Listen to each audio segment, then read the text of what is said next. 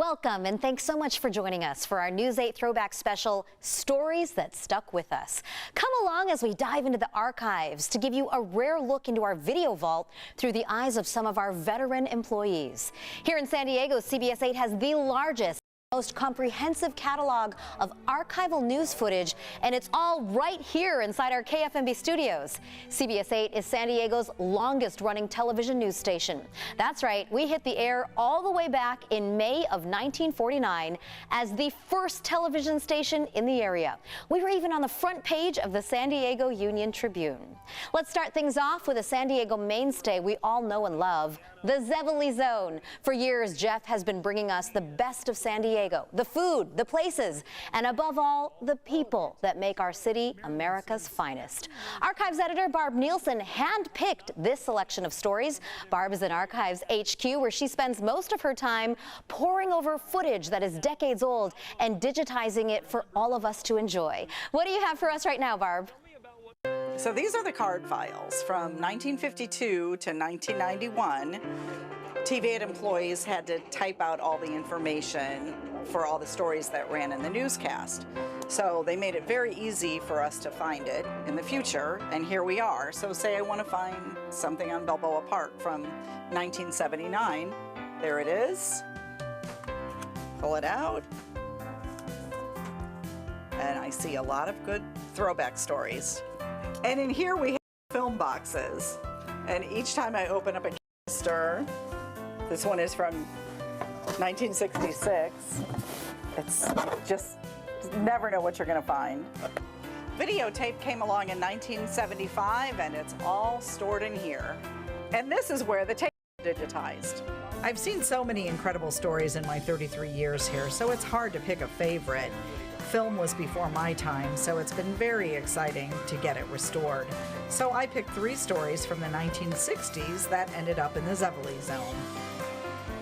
I'm always out at garage sales and estate sales and swap meets looking for stuff, but anytime you spool up an old piece of film, it's really exciting to me. I think we need to start with your name. P. Hicks. P is short for Peanut, which is my nickname since birth.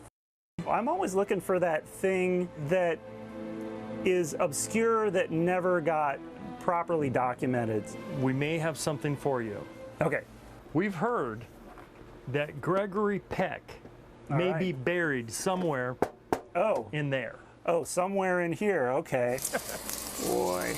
The old footage hasn't been played since 1963. We got to this one just in time. But leave it to P to finesse the film. I will do my best with it. This one's going to be a challenge. And bring another piece of San Diego history. Is this the moment? Back to life. Is this happening? Oh! Gregory Peck! Is this the greatest discovery you've ever made? Almost. 2 years ago, P revived this lost footage of the Beach Boys shooting their Pet Sounds album cover at the San Diego Zoo. And now in an instant, P takes us back to the Spreckles Theater for the premiere of To Kill a Mockingbird. Mr. Peck, is Hollywood just about dead as the motion picture capital of the world, or is it beginning to make a comeback? Well, I hope it's not quite dead. CBS 8's Harold Keene asked Peck if he thought a white lawyer representing a black client would create racial tension for moviegoers. Yeah, that sounds rather foolish to me. I doubt that they've read the book or seen the picture. Let them see it or read it and say that afterwards. Gregory Peck won the Academy Award for his role. Now we can treasure the memory forever. Marilyn Mitchell, this is your life. Oh my goodness. In 1963, San Diego welcomed home Mrs. America. Have you ever seen this footage before? No. Marilyn, this is a proud day for San Diego. We're very proud of you and proud of your achievement. I like her apple pie. I like all the steaks she makes. Oh, that was nice. I've never seen that. Which is exactly why we called this queen of class. This is fan mail? Oh, yeah. Lots of it. And begged her to share the surprise of her life. Memories. way back when. I'm Barb. Imagine your surprise at the age of 73 if a television station discovered film footage of you. I thought that was amazing. This is Barbara Gill, who went by Barbara Smith back then, competing in the Miss San Diego pageant more than 5 decades ago. Totally amazing that there would be some footage from the San Diego pageant in 1967. Barbara was a 19-year-old Grossmont High graduate trying to become the next Miss San Diego. Barbara finished 4th in the contest and went on to become an accomplished ice skater before falling in love with her husband, Larry. Brought her back to life. Yeah. Larry reached out to News 8 from their home in Canada, wondering if we still had this old footage. Good morning, Barbara. It's so good to see you in person. Barb Nielsen, News 8's archive editor, got to work. I couldn't believe that you wrote back. Barbara says this was the first time she had ever worn a formal dress, and this footage is priceless to her. Such a great look back into our video vault. Now, one of the hardest working members of our news team is our eye in the sky, Chopper 8. But we didn't always have a helicopter. It wasn't until the 90s when we were able to buy our first chopper and give our viewers a bird's eye view of the city we call home. It didn't take long for us to catch an intense police pursuit. Director John Boren, who has worked here for 35 years, was in our control room when that shot came in. I get kind of nervous when I think about this one. This was probably one of the more stressful events that I've experienced working here. The helicopter had just started. We'd only had it like 3 weeks. I'm tracking it manually using this computer system. This is where it gets kind of interesting, is not only do we bring you traffic and fires, but also live events. The pressure of basically keeping the signal, and we're going to go break in live, and now we're going to follow a car chase. And we're going to stay on this for maybe 15, 20 minutes, however long. These chases, you never know how they're going to end, but the reaction that Jason relayed, being professional, you'll see and you'll hear and you'll feel how he has experienced this firsthand. It's real and it's live. Oh boy, here we go. Boom! Oh no! Oh no! Oh no! Oh no! I'm sorry. When the car driven by the suspect crashed into that intersection, lives changed. Amber Russell and the Nissan walked away. So did the driver of the red pickup. But 61-year-old Joe McCarley, who drove the Jeep that spun out of control into the traffic light, didn't. Paramedics immediately airlifted him to the hospital. His wife, Patsy, described his injuries. He spoke to us. He recognized all of us. He was very bloody. He has lots of cuts and abrasions, and he has a broken jaw, a very deep gash over his right eye, 3 broken ribs and a broken nose, so he didn't look, too good. But he's alive. In fact, the Oceanside husband and father of one who'd been on his way to a weekly bowling session has been upgraded to between fair and good condition. Oh, he was doing good this morning. They got him on a lot of medication and stuff, but he's hanging in there. They're going to do the surgery in the morning. The McCarley household has been inundated with phone calls and visits from friends and family, as well as lots of media visitors. Joe McCarley works in grounds maintenance at Torrey Pines High School, while his wife Patsy is an administrative secretary with La Costa Canyon High School. Son Rich saw the TV coverage. He questions the CHP officer who tried to flag the suspect down.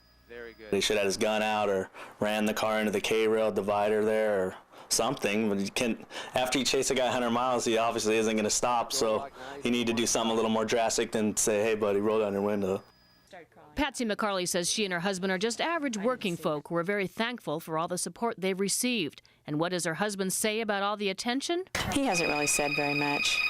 They have him on, a lot of pain medication, so he doesn't talk too much when we're down there. He's just, glad to be alive. First chase live on our airwaves. Our Throwback Special continues when we come back. We're looking back at the day veteran reporter Larry Himmel covered the destruction of his own home during the Witch Creek fire 15 years ago.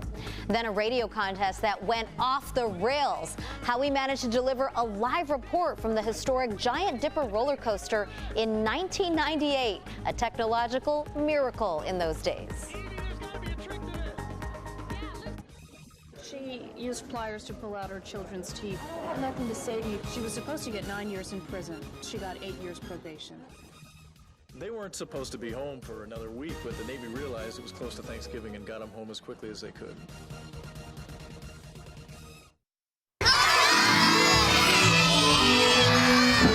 Yeah, she's looking quite proud.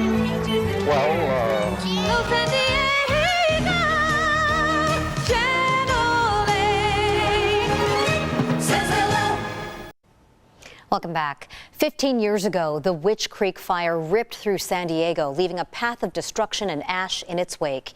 It was October of 2007, and the wildfire quickly grew to become the second largest fire on record that year. Here at News 8, our hearts were so heavy as we watched the flames destroy the home of our own Larry Himmel. Dedicated to his craft, colleagues, and the community, Larry, as you can see, picked up his mic and went to work, describing his emotions and sharing his thoughts as his home in Rancho Bernardo burned to the ground. Veteran CBS 8 photojournalist Bruce Patch remembers that harrowing day. The whole county was on fire that day, and we were on top alert of where we're going to be, where we're going to go. I didn't know if I was coming back to my house. I can see our driveway. I'm probably about 200 yards, and I mean, every bush around there is on fire. He knew the fire was moving through there, and he wanted to see what was going on. Good job, you guys. Sir. All right, buddy. The anticipation and the smell and the sounds and the heartbeat and the camera and the Larry, as a close friend, it was very tough, very, very emotional. And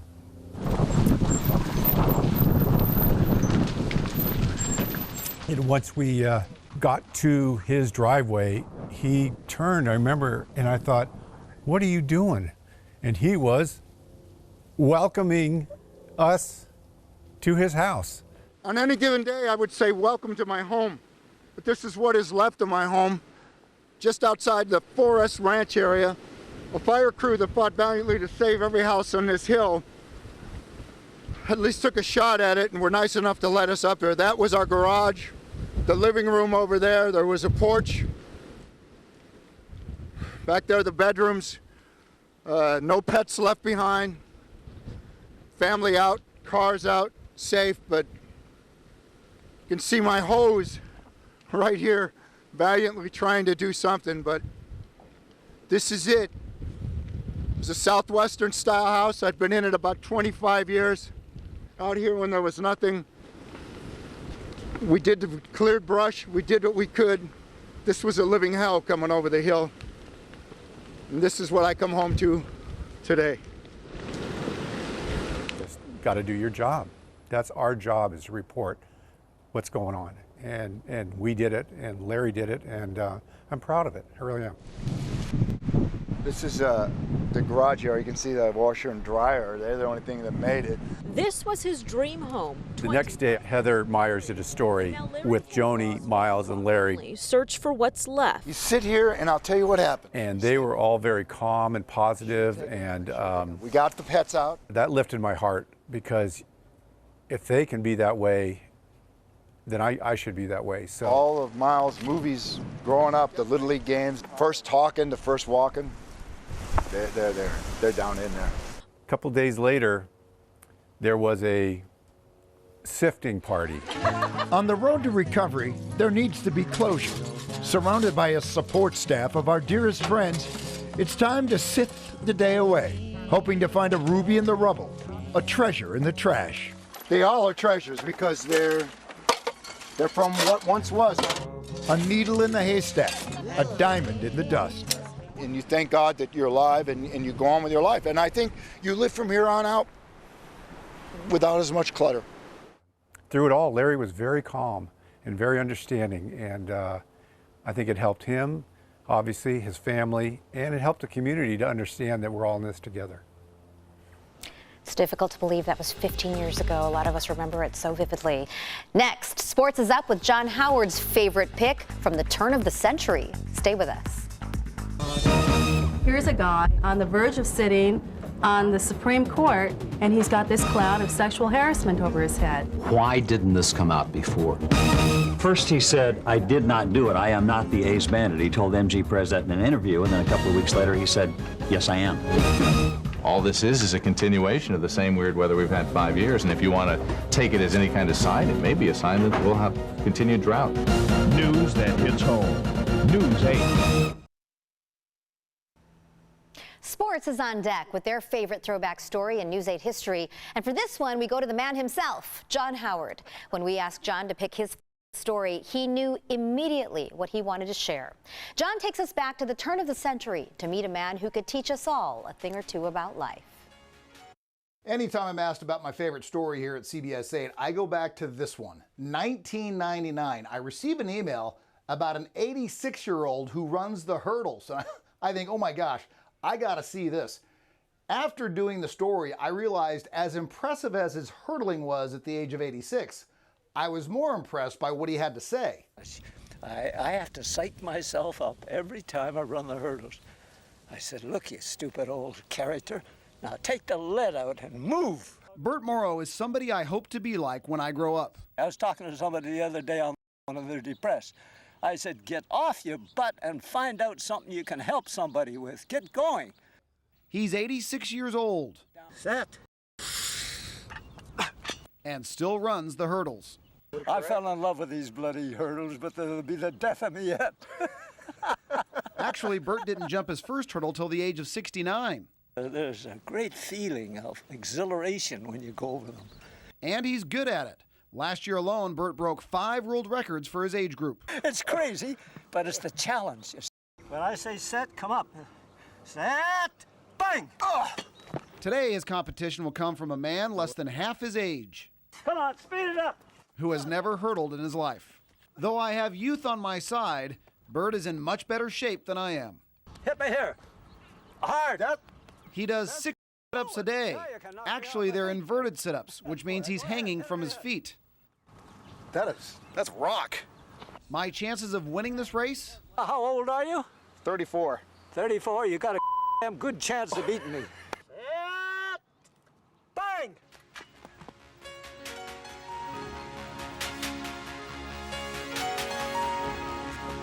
I believe I do my best. If they beat me, I'm happy that they did, because I learned something from it.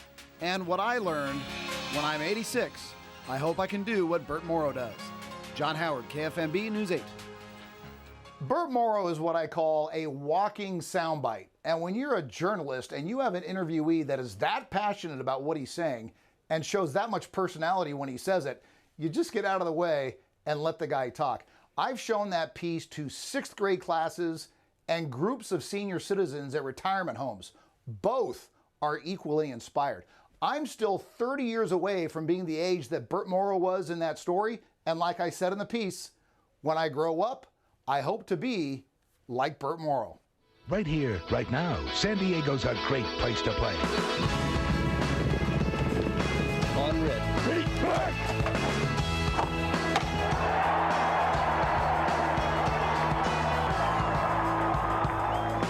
Right here, right now, News 8.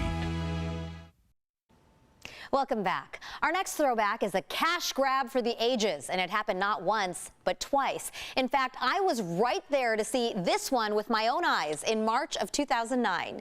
Photojournalist Joe Wiedemann and I were on our way to a story when we heard about a chase on the scanner, and we could tell it was headed our way. So we pulled over, Joe grabbed his camera, started rolling, and captured the money shot. We counted 1, 2, 3, and right before the truck rounded the corner of the 805, we spotted toss number 4, sending a fortune into the air. $20 bills raining down on the road. Drivers started to pull over to grab what they could. Some of them ran in and out of traffic. It was a little scary to watch. Some people almost got hit. Now, this chase was part of a drug investigation, and the suspects were eventually arrested. I was interviewing people right there on the highway who told me they weren't sure what they were going to do with the cash. cash. Police recovered about $16,000 and told us many people did turn in the money over the next few days. Again, that was in 2009. Fast forward to 2021 and we saw money raining down again. This was the scene on northbound Interstate 5 near Tamarack Avenue on the morning of Friday, November 19th, 2021. That's when an armored vehicle got into a minor accident. A back door popped open and several bags of cash fell out of the truck and burst open, sending cash flying all around the freeway. A number of videos on social media showed people stopping to pick up money, and the CHP did encourage everyone to turn in any cash they found. At least 2 people were placed in handcuffs at the scene because when they jumped out to grab cash, they locked their keys in the car and then couldn't get away. Longtime San Diegans will remember this iconic, if not notorious, summer in San Diego history. It was the summer of 1998, and at the time, we owned the local 100.7 FM radio station and were hosting the 2nd annual Whirl Till You Hurl contest on the Giant Dipper roller coaster at Belmont Park. 22 riders began, hoping to win $50,000 as the last remaining contestant. But 70 days later, 70 days, the station called it off and split the prize between the last 5 contestants. It was quite the story, and we decided to report live from the roller coaster in the midst of it all. Not an easy feat for a local station in the 90s. Photojournalist Scott Hall, who has worked here for 38 years, shares how we made this work. Our radio station at the time was doing a promotion back in 1998. And what they came up with was to put a bunch of people on the Mission Beach roller coaster, to ride it all day and stay on it all night. You're watching San Diego's #1 source for news. Right here, right now. This is News 8 at 5. What we're going to do now is, it's never been done here in San Diego. Why not do something really special and go live from the roller coaster? Never been done before, ever. Bruised Becky. Why are they calling you Bruised Becky? Because I have gotten so bruised up on this. I had 23 bruises the last time I counted. 23 bruises. All right, going to our first dip. Let's see if we can hang on. How do you guys do this? I have no idea. Evie, there's got to be a trick to this. Yeah, loosen up. Some photographers might think, oh, we'll just shoot that from the sidewalk, look up at the roller coaster, make it a thing. Done. Do you know when and where the turns are coming up? Oh yeah, I know it all by heart. I don't know if you remember this, but we had to do this blindfolded. This was a breakthrough in technology. You can't take the big camera that we have, 25 pounds, on board this roller coaster that's just crazy. We had just gotten a camera about this size, about the size of a small flashlight. Ah! Ah! All right, there's Bruised Becky. She's probably got bruise number 55 now. It was so fun. At one point, you see that I turn the camera on myself. And there's Scott with the camera. And I'm just like all smiles. We're all staying till the end. We did one more roller coaster run. I included this one because reporter Amy Nuzzo You've got to be kidding me! really expressed what we were all feeling on that ride. People ask me, did you throw up? I am proud to say, no, I did not throw up. Good job, Scott. And almost 25 years later, you still look the same. In our next half hour, meet the CBS 8 photojournalist who tailed a tank during a notorious day in San Diego history. Then, you're not a San Diegan until someone says you can't handle the cold. A look back at winter weather, San Diego style. Our News 8 Throwback special continues after this break.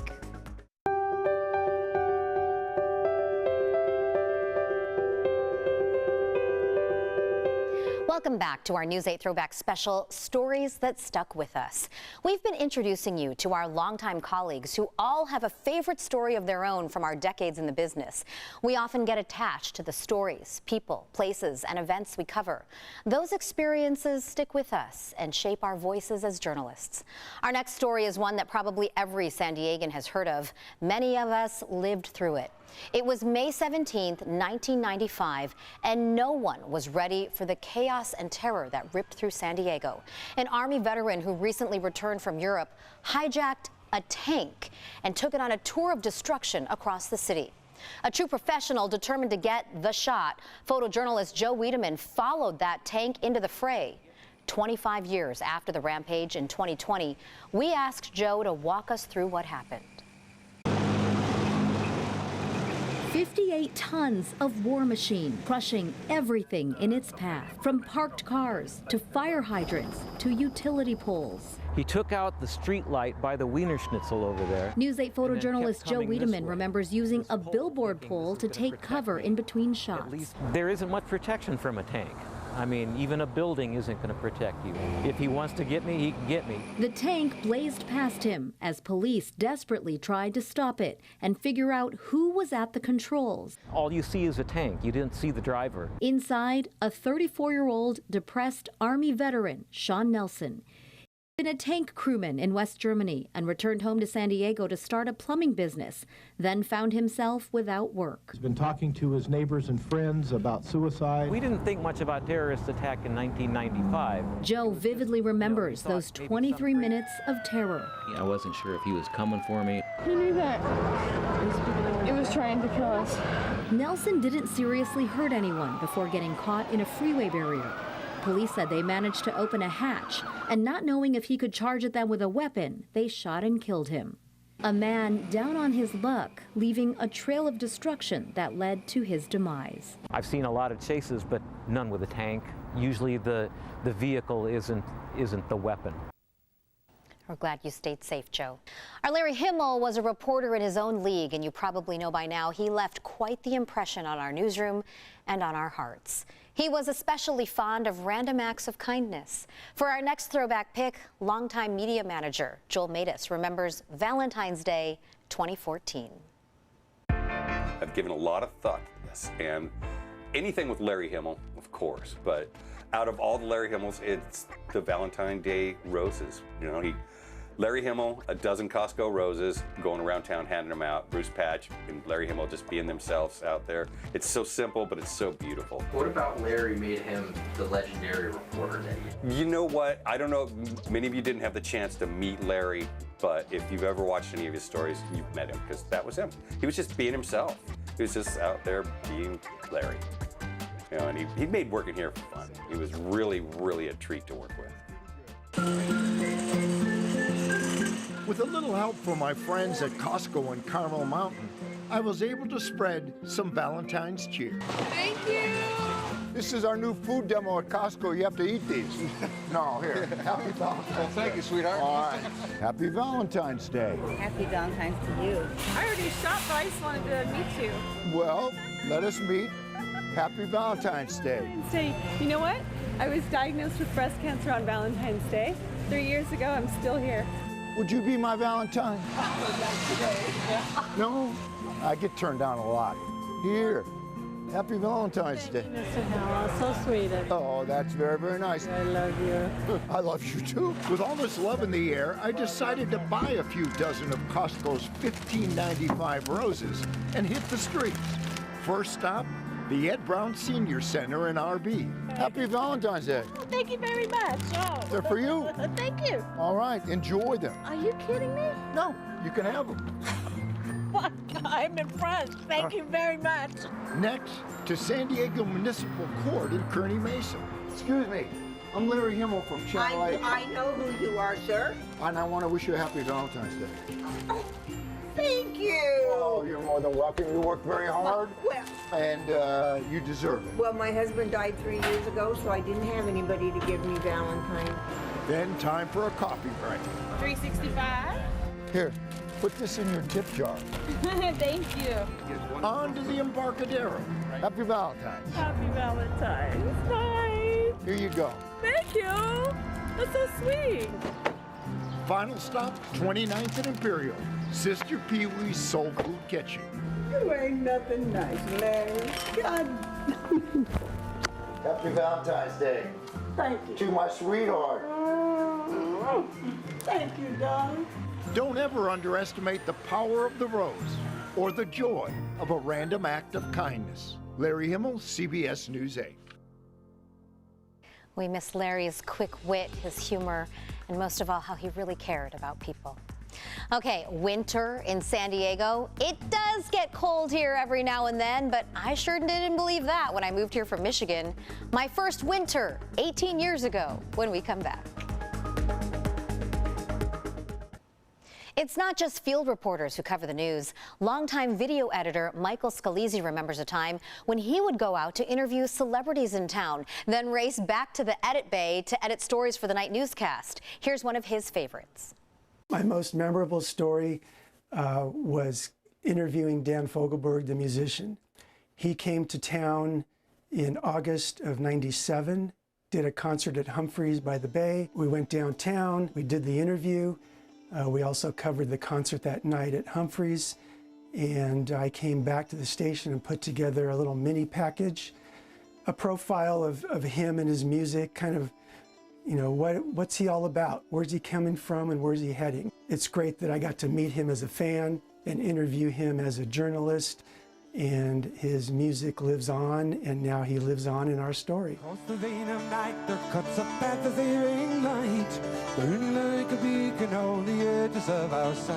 I've been able to pretty much work the way I've wanted to work with the music I believe in.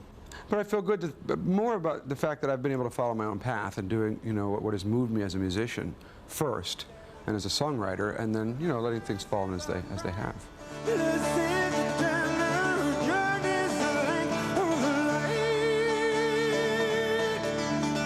I got involved in it as a musician to explore my own creativity and express myself, and as a songwriter. So. That's what I've always done, and you know, kind of let the chips fall where they will. I was a painter really before I was a musician. I painted and drawn all my life. And it's going to be a day.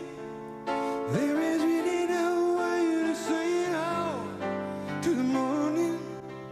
You know, to me, one form of art is about the same as another. It's a creative outlet for something you need to express. At this point, it's a great place to take a breath and just stop and kind of go, cool, you know? Wow, that was a wild ride, wasn't it? Video editor Michael Scalise is retiring after 34 years here. Congratulations. We will miss your talent and lightning-fast editing skills. This next story is one that has stuck with me all these years. It was my first winter in San Diego after moving here from Michigan, and on November 22nd, 2004, I was assigned the lead story to report on just how cold it was. The overnight low was 48 degrees, but my problem was that the high was 61 that day. I remember telling the producers, I can't do the story. It's not cold out. They explained, Marcella, we know you're new to the city, but this is cold for San Diego. So I did the story, but with a little personal perspective. Here's a look at my first winter here, 18 years ago. It was freezing. That seems to be the consensus among Californians who all agree it's really cold. In fact, the kids complained last night about being cold at night, not having enough blankets. Then why is he wearing shorts? Well, he's visiting from Central California. I only brought one pair of long pants, and I wore them the last 2 days, so they're just too dirty to wear today. While this is considered cold for locals, tourists and non-California natives aren't so convinced. In Michigan, where I'm from, the high was 41 degrees today, and this is what I used to wear. School here to be canceled for the third day in a row. In Pennsylvania, it's 55 and dreary. I don't think it's cold. No. Not compared to Philadelphia. When we left there, it was 40 and raining. In Utah, it's 35 with snow everywhere. Put a jacket on. Yeah. In England, 55 and cloudy. In England now, it'd be very cold. Sandals and shorts, the proper attire for these visitors who think it's odd that this is considered cold. That seems strange to me, but because this is warm for me. It's all relative, you know? I guess it all depends on where you're from, though he's originally from Massachusetts, where it's 49 today. But my blood's all thinned out now, so I've been here long enough. 18 years later, my blood's thinned out too, and I will admit I do feel cold now when it's 61 degrees out. Yes, I'm a converted weather wimp. Winter has legitimately shown up in San Diego a time or two. Take a look at this video from December 13th, 1967. It actually snowed here in San Diego, and our cameras captured the crazy weather day.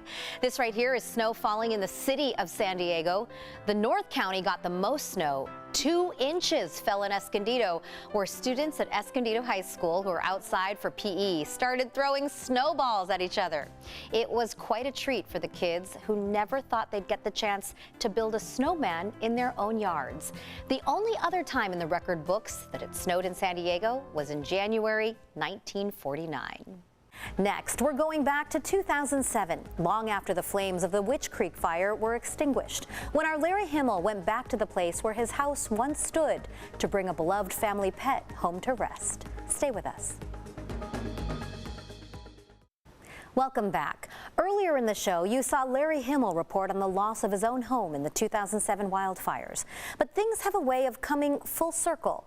Through destruction and despair, there is also hope. Our managing editor, Barbara Richards, explains why this next story has stuck with her through the years. He was in the process of rebuilding, and he went back to his home, which is now just a dirt lot, for a very sad reason. But the story had humor in it.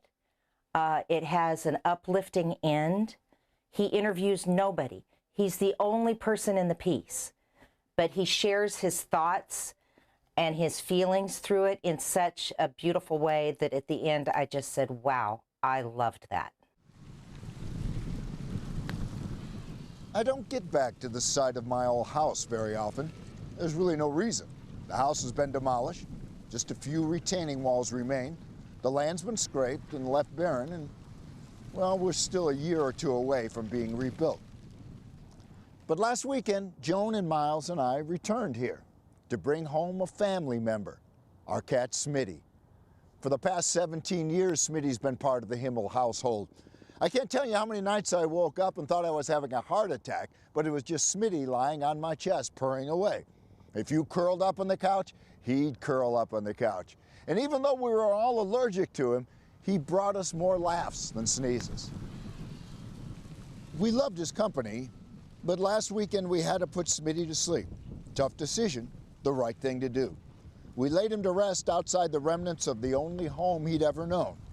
After we paid our last respects, I looked around and saw a little patch of hope, and then another, and then another. Despite being bulldozed and plowed under, plants were again growing on the hillside. Out of the charred earth, life was returning, and I felt renewed, invigorated. For the first time since the fire, I knew there would truly be better days ahead, and they would happen right here on this spot. It was just a little patch of green, but it symbolized a rebirth, a reminder that home is where the heart is, and home is where Smitty's spirit will live forever. Larry Himmel, News 8. Larry passed away in 2014, and we miss him so much, but we love keeping his memory alive through our throwback stories. Coming up next, a trip to the Zevely Zone. Jeff's taking us out for a ride on the San Diego Bay for an experience with our service members that stuck with him. TV8 presents this program in color.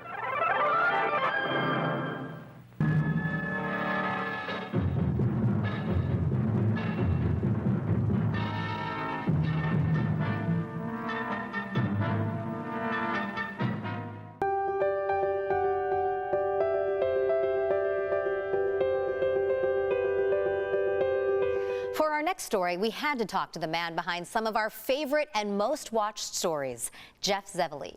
Jeff had the lion's share of content to pick from since he's been with us for 20 years now, bringing you stories about what makes San Diego the best city in America. Jeff's pick takes us back to 2018 when he was riding a wave of patriotism in San Diego Bay. I started working for CBS 8 in 2002, and my favorite story of all time was about a hero's homecoming.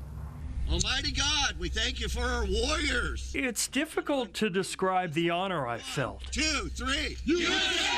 Standing on this stalk. Okay, we're ready. In 2018, I was invited to ride on a red, white, and blue patriotic jet ski in V formation, symbolizing victory, as we escorted the USS Carl Vinson back into the San Diego Bay. As the USS Carl Vinson pulls back into port, we've all been chosen to escort the ship and its sailors back into the safety of the harbor and hearts of San Diego. It was a once-in-a-lifetime opportunity. I was so honored to be invited to go that day and just proud to represent our station as we honored the military, because San Diego is a military town. Every person in this town has some sort of connection to the military. I do get emotional, and don't do that to me right now, because I will get teary-eyed because I am passionate about my country.